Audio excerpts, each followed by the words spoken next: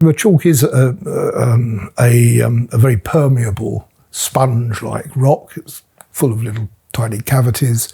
So basically the rain that falls on the Chilterns soaks into the ground and where the chalk is exposed, and it permeates down to a level until it reaches something that it can't pass through. So there'd be like layers of clay underneath it, or sort of areas of slightly harder rock, for example, that it, even within the chalk there are soft bands and harder bands.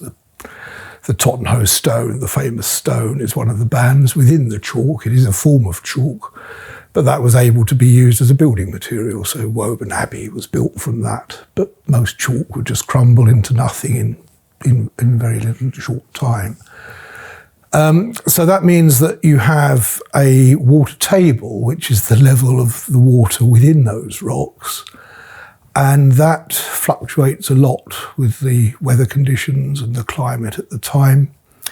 And it also fluctuates according to how much of it we take out of the ground. And traditionally, of course, there were lots and lots of wells that were drilled into the aquifer, and it was much more or much less controlled than it is today.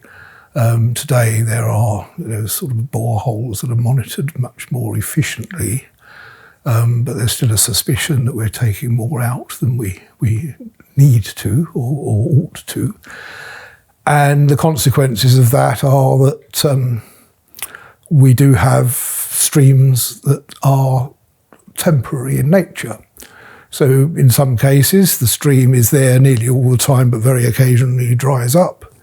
In other of the valleys, the predominantly dry valleys, you have the opposite effect. So they're mainly dry, but every now and again, the water table rises and you get a flood. So, you have both of these sorts of things. I was brought up on the North Downs, with another chalk area, south of London, and there was something there which was known as the Croydon Bourne. Now, the Croydon Bourne only flowed about every 5 years, so it used to cause, chaos on the A23 when it did flood, and most of the time you wouldn't know it was there at all.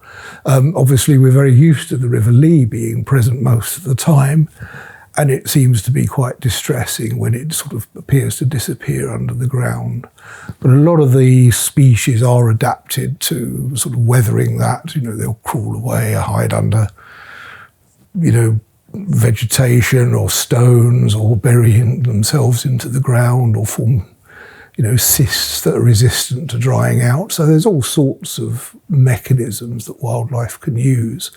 So I've kind of learned over the years that it's perhaps not such a worry that you might imagine. When you first see the river totally dry, you panic and think everything's terrible. But we do need to keep an eye on these things, because with global warming, we might expect them to dry up more often than they do.